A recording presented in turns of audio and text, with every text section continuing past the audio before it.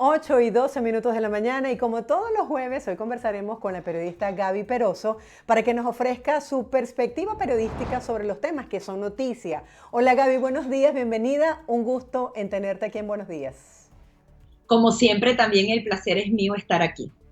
Gaby, hoy muchos temas pendientes por tocar sobre el tapete. Por ejemplo, en la ONU, los presidentes de Brasil, de Chile, de Paraguay y también el presidente Biden se han referido a la difícil situación migratoria de Venezuela. Han hablado de que cerca de 6 millones de ciudadanos venezolanos se han visto obligados a salir del país por la crisis económica y política.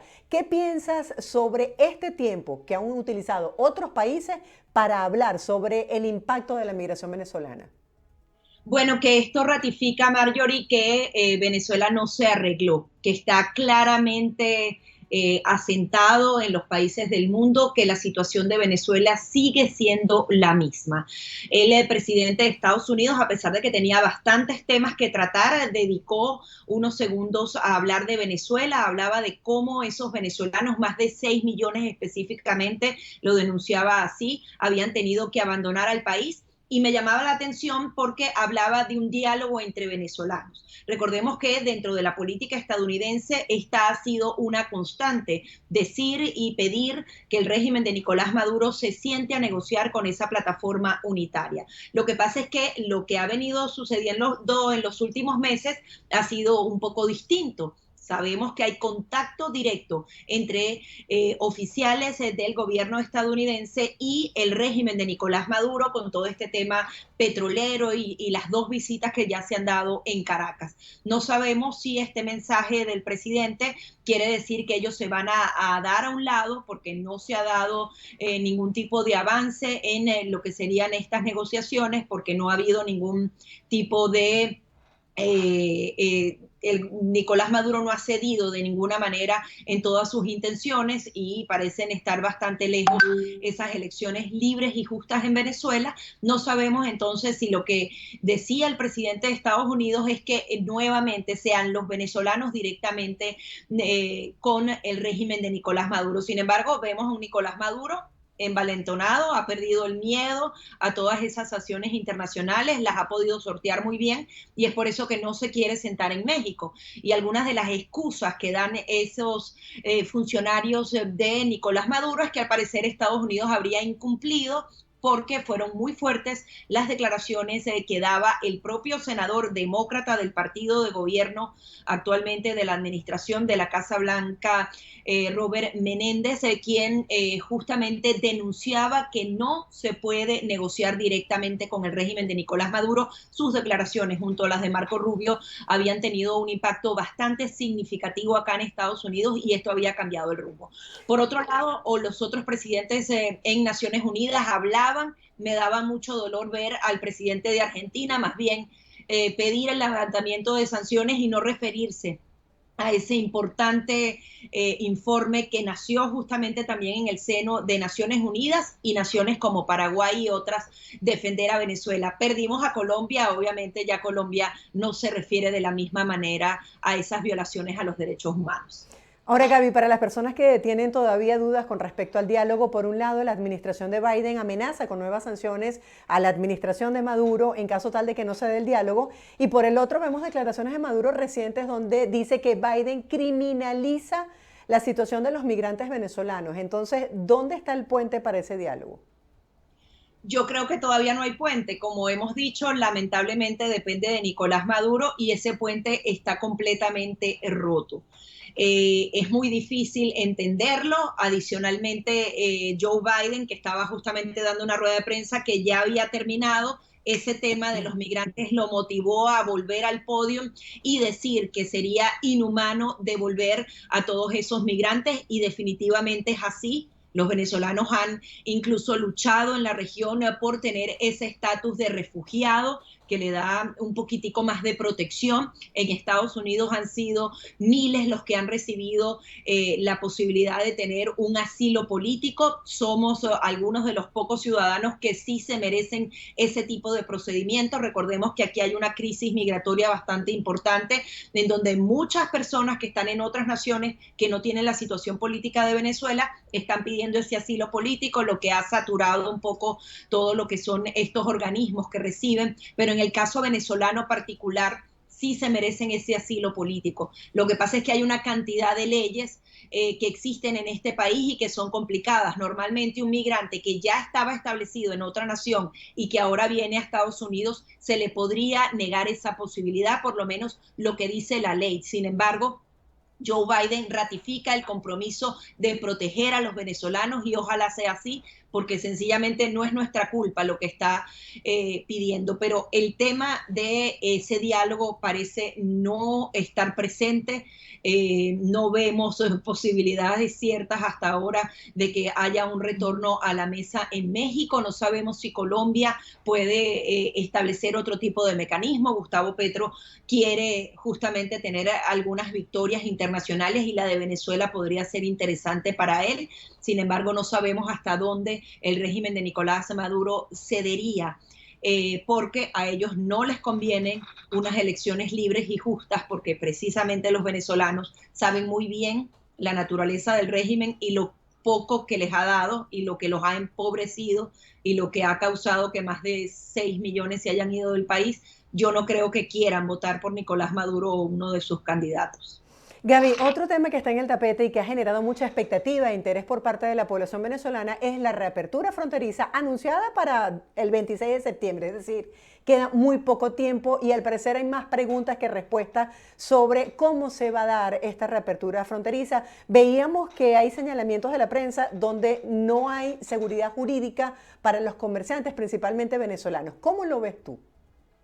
Bueno, es complicado, pero ya se ha anunciado oficialmente que el próximo lunes se dará esa reapertura. El día domingo van a haber una serie de conversaciones entre ambos parlamentos, el venezolano y el colombiano, para comenzar a asentar esas bases jurídicas. Al parecer, se tienen que establecer varias normas y siempre teniendo en cuenta que estamos frente a una dictadura y que siempre ellos pueden cambiar las reglas de juego en cualquier momento. Eso lo tienen que tener muy claro los comerciantes. Sin embargo, obviamente en Táchira, en Zulia, hay mucha disposición a abrir, hay muchos comerciantes pequeños y medianos que tienen toda la intención de comenzar este mercadeo. A Colombia le conviene muchísimo porque podría inundar al país de productos colombianos, no así los venezolanos, porque nuestra producción está bastante mermada. Y se espera entonces, se hablaba de alguna estimación que en los próximos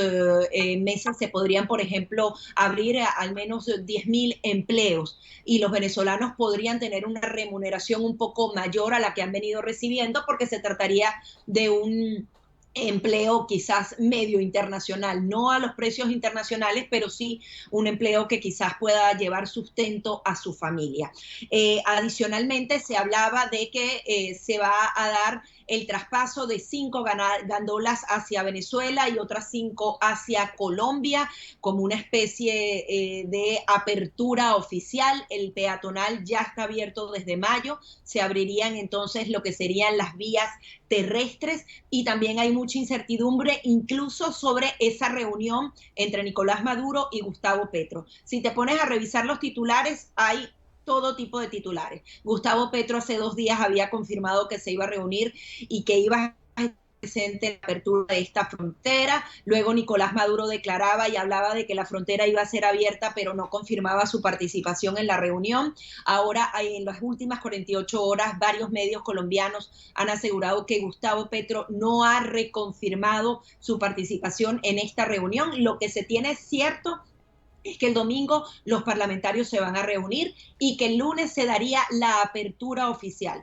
Que vayan a estar los presidentes no lo sabemos. Habían fuertes críticas a Gustavo Petro porque justamente el día que supuestamente estaba confirmando su reunión con Nicolás Maduro, salía este duro informe de Naciones Unidas donde se hablaba de esos crímenes de lesa humanidad que no se trataba de simples agentes aislados de la policía que habían cometido tortura, sino que había una estructura específica en donde los altos mandos, comandados por Nicolás Maduro, ejecutaban esas torturas. Obviamente, esto es un tema de marca mayor y seguramente preocupa al presidente de Colombia. Adicionalmente está el tema de los vuelos. Hice el ejercicio ahorita hace 15 minuticos, me metí efectivamente con Viasa, al parecer todavía no estaba abierto. Hoy logré hacer no la reservación, pero sí el ejercicio en el calendario y ya habría un vuelo por lo menos Caracas-Bogotá. Adicionalmente, la única que también ofrece ese servicio es la aerolínea colombiana Wings. Si te metes en Avianca o en otras aerolíneas todavía no está. Entonces se habla de que ya el cielo va a estar abierto, pero al parecer esos vuelos van a empezar a partir del 4 de octubre. Al parecer estarían nada más autorizadas WIN y Conviasa, y las otras progresivamente podrían comenzar esos vuelos, y los precios oscilan entre $150 solo la ida a unos $250 one way, o sea, un solo destino, la ida o la vuelta. Nos imaginamos que estará alrededor de $400 si se compra el pasaje para ambos destinos. Claro, habría que analizar ahora las ofertas y, digamos, las ventajas competitivas de varias aerolíneas, como lo mencionabas tú, Wingo, Conviasa. ¿Cuáles son los paquetes que están ofreciendo? Porque se ha hablado con mucho beneplácito esta celebración de la conectividad aérea a través de la reactivación de los vuelos entre ambas naciones. Habría que ver entonces cuáles van a ser esas ofertas. Por otra parte, este tema que nos importa tanto y que tiene que ver con este informe de la misión de la ONU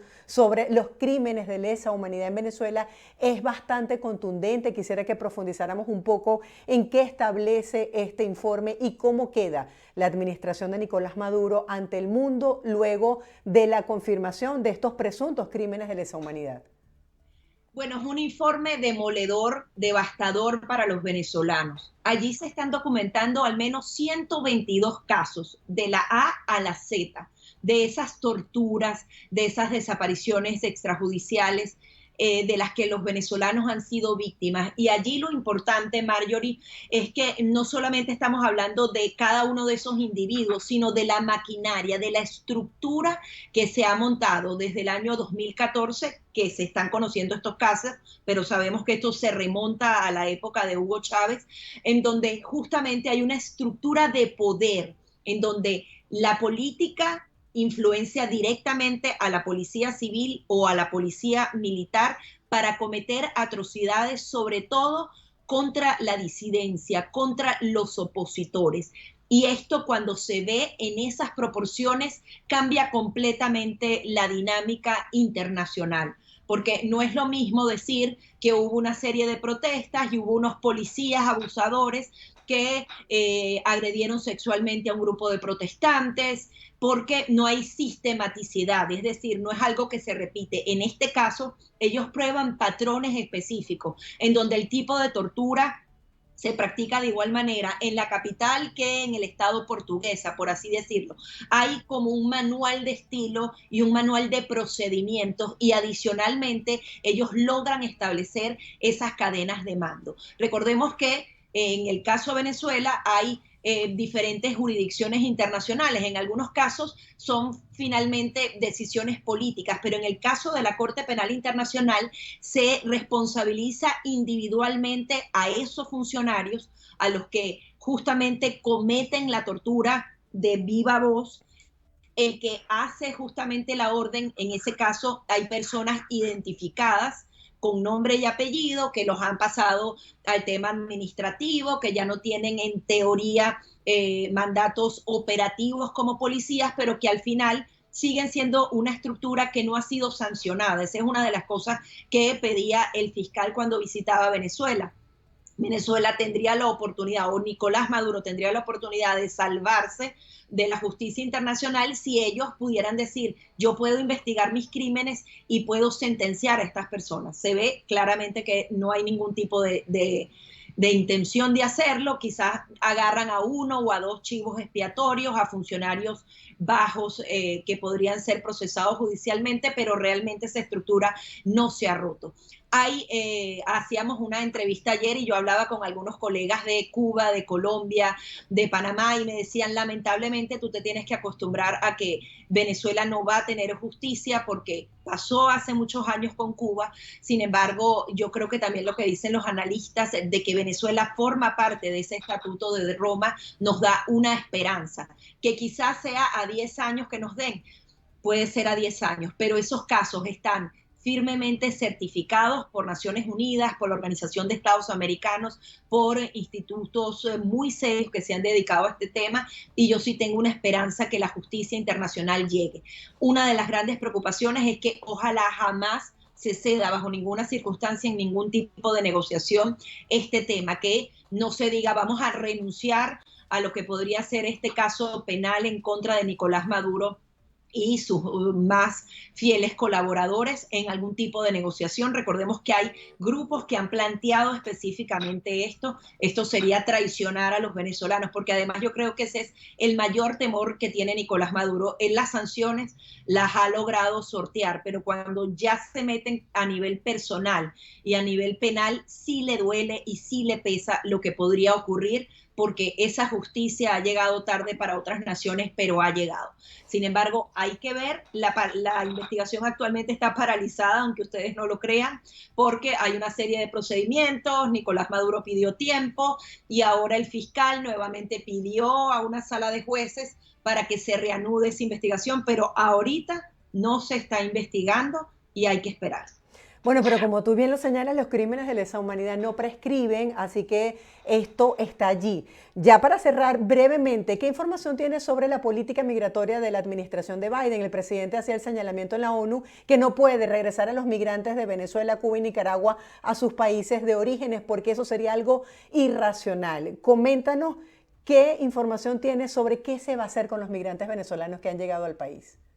Bueno, la política migratoria hacia Venezuela no ha cambiado. El TPS solamente protege a las personas de marzo de 2021 hacia atrás. Eso lo tienen que tener muy claro los venezolanos que siguen llegando a suelo estadounidense. Y de alguna manera, y nos los cuentan algunas de las personas que pasan por la frontera, dicen que hay un tratamiento un poco más especial cuando se trata de venezolanos versus por ejemplo, migrantes que vienen de Centroamérica, porque allí si hay claramente establecido ese huir de razones políticas por parte de los venezolanos. Siguen llegando, hay adicionalmente preocupación porque parte del estamento de seguridad de los organismos de inteligencia de Estados Unidos han dado cuenta de la llegada de algunos venezolanos que tendrían relación directa con grupos delictivos. Hay incluso aquí dentro de la política estadounidense se ha estado debatiendo si el propio Nicolás Maduro ha liberado prisioneros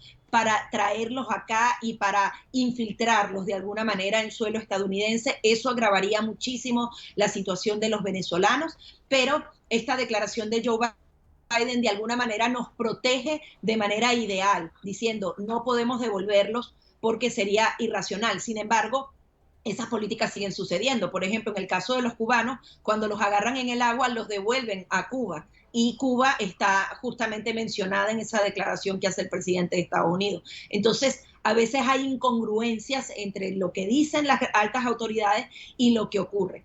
Sin embargo, los venezolanos tienen el TPS hacia atrás y los que están llegando están pidiendo asilo político y el tiempo demora muchísimo en establecerse. Hay que seguir pendientes y ojalá que los venezolanos puedan justamente rehacer su vida en cualquier nación del mundo mientras la situación en Venezuela no pueda arreglarse.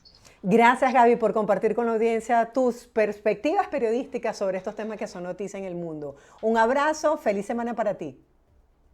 Igual para todos ustedes. Hacemos una breve pausa, ustedes no se aparten. Más adelante estaremos conversando con Alejandro Linares sobre el discurso del presidente de Estados Unidos, Joe Biden, y otros mandatarios en esta edición número 77 de la Asamblea General de la ONU. Esto será en breve.